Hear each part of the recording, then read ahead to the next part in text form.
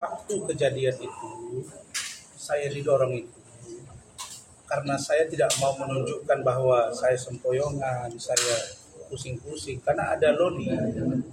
Saya nggak mungkin menunjukkan ke dia bahwa saya itu panik gitu ya. Tambah saya memang harusnya malam itu mengkonsumsi obat, tidak mengkonsumsi obat. Kemudian saya juga tidak tidur. Lalu kemudian dibawa visum. Pulang ke rumah, memang saya sempoyongan dan saya muntah. Sehingga saya harus istirahat minimal 2 jam. Saya berat untuk datang, tapi karena perjanjian dengan Kanit dan PPA, maka saya harus datang.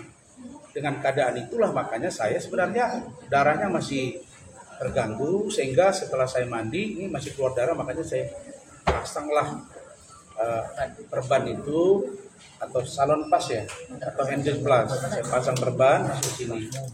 Nah, ini sebenarnya kalau dilihat dari unsur pasal 351 masuk unsurnya, terutama untuk ayat 2 ya, ayat 2 penganiayaan. Tidak sampai sebesar ini pun orangnya diproses Medina Zain dan lain-lain, tapi itu biar mereka nanti.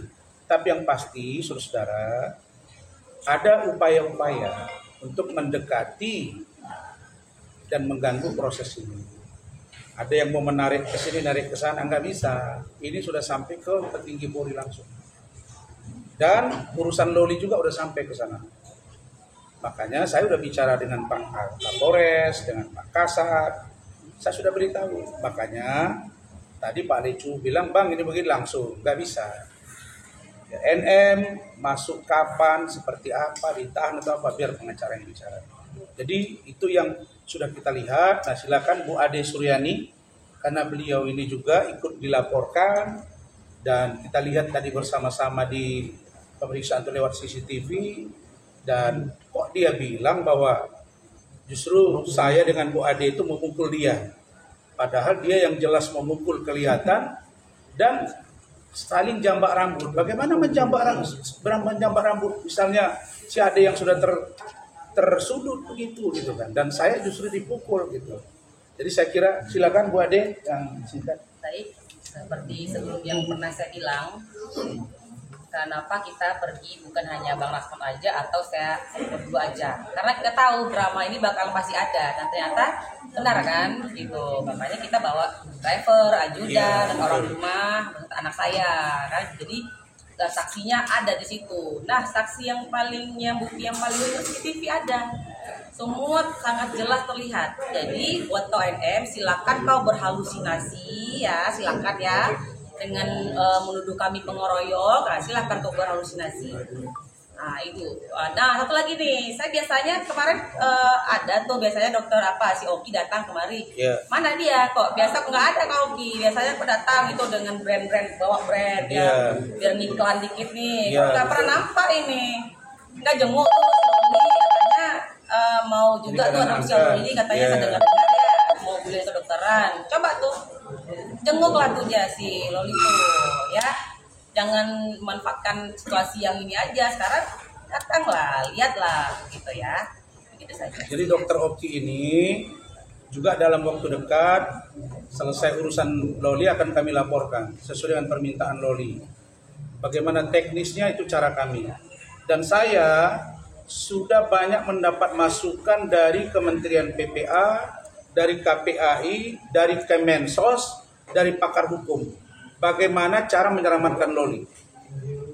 Nah, masuk juga ke sini karena terkait dengan Loli. Misalnya adopsi mat itu sudah ada. Nanti saya sudah diberitahu bagaimana kewenangan Kemensos, bagaimana kewenangan kementerian, bagaimana kewenangan KPAI, bahkan ombudsman. Terkait dengan kasus ini, Pak Tommy, sudah diberitahu ke saya. Kalau kasus ini berlarut-larut seperti apa, ini ada ombudsman. Kalau KPAI bertindak tidak benar, bawa ke ombudsman. Kalau Kementerian PPA tidak beradministrasinya, maladministrasi, bawa ke ombudsman. Itu sudah ada yang menyampaikan, nanti saya kasih.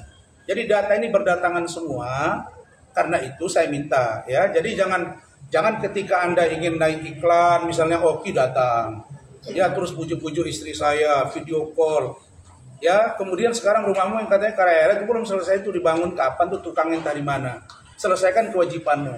Kita akan gugat minggu ini, Ahmad. Siap. Dan itu sudah siap, termasuk juga pidananya. Saya sekarang mau melihat seperti apa kasus ini berjalan. Untuk substansi hukum, pasal yang dikenakan dan ancaman hukumannya karena ini masuk kategori ayat 2, bisa dijelaskan oleh Rahmat sedikit. Silakan, Mas. Langsung aja, Mas. Langsung aja. Tamat. Baik, teman-teman media, terima kasih banyak. Assalamualaikum warahmatullahi wabarakatuh. Pertama, saya mau menyampaikan terkait dengan laporan tadi hasil pemeriksaan dan bagaimana jalannya pemeriksaan. Tadi ketika pemeriksaan sangat baik, saksi-saksi sangat tenang dalam menjawab pertanyaan.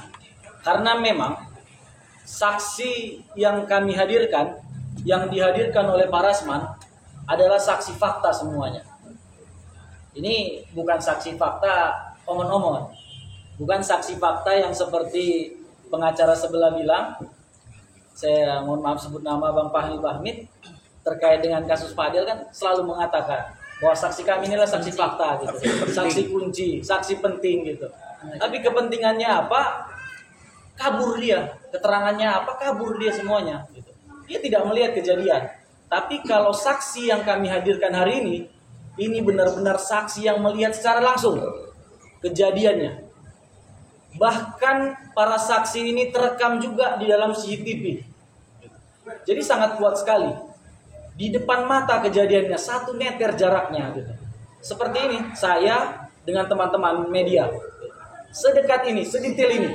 Makanya tadi ketika saksi ditanya terkait dengan kronologi kejadian, terkait dengan perbuatan apa yang dilakukan, korbannya, pelakunya, sangat terang sekali. Bahkan waktunya pun sangat detail mereka jelaskan semua, sangat tepat.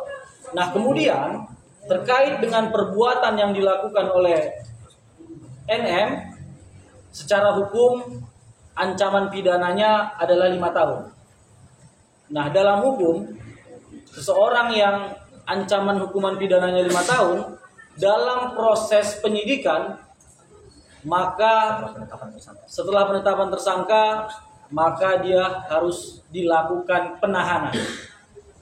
Kami pikir ini harus menjadi catatan penting dan harus disampaikan kepada masyarakat untuk sama-sama kita memperhatikan kasus ini. Untuk sama-sama kita memberikan atensi terhadap perkara ini. Jangan ada yang coba main-main. Walaupun secara jujur, saya termasuk yang kurang puas terhadap penegakan hukum ini. Kenapa saya bilang kurang puas?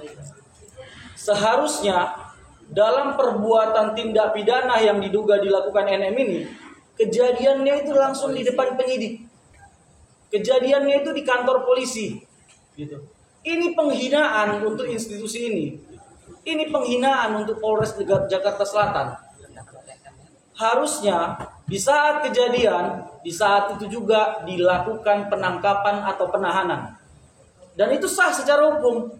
Harusnya ini dilakukan tangkap tangan. Gitu. Karena memang kejadiannya di depan polisi sendiri yang memang punya wewenang gitu. Dalam waktu 1x24 jam setelah dirinya ditahan harus ditetapkan sebagai tersangka. Dan kami pastikan kami adalah orang yang sangat kooperatif. Kalaupun memang mau kita diperiksa pada hari kami membuat laporan, kami pastikan kami akan menghadiri untuk pemeriksaan itu. Itu poin terkait dengan laporan dan atau pemeriksaan pada hari ini. Nah, kemudian yang kedua, terkait dengan laporan Nikita Mirjani kepada kami. Ada 3 laporan polisi. 1 penculikan, 2 pengeroyokan, dan yang ketiga laporan terhadap laporan perbuatan tidak menyenangkan terhadap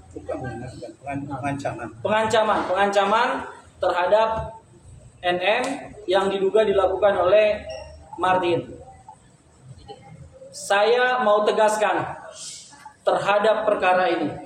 Kita memang loyal. Kita biasa mencari jalan untuk menyelamatkan klien, ya kan? Termasuk salah satunya dengan melakukan split, dengan membuat laporan tandingan, kan begitu. Tapi dalam hal ini kami pastikan tidak ada kata perdamaian, tidak ada tukar menukar perkara. ini perkara akan on the track sampai akhir. Siapa yang berbuat, maka dia yang harus bertanggung jawab. Dan kemudian, jangan berbangga dengan diterimanya 3 laporan polisi itu. Karena setiap laporan polisi itu mengandung konsekuensi hukum. Barang siapa yang mendalilkan, maka dia harus membuktikan.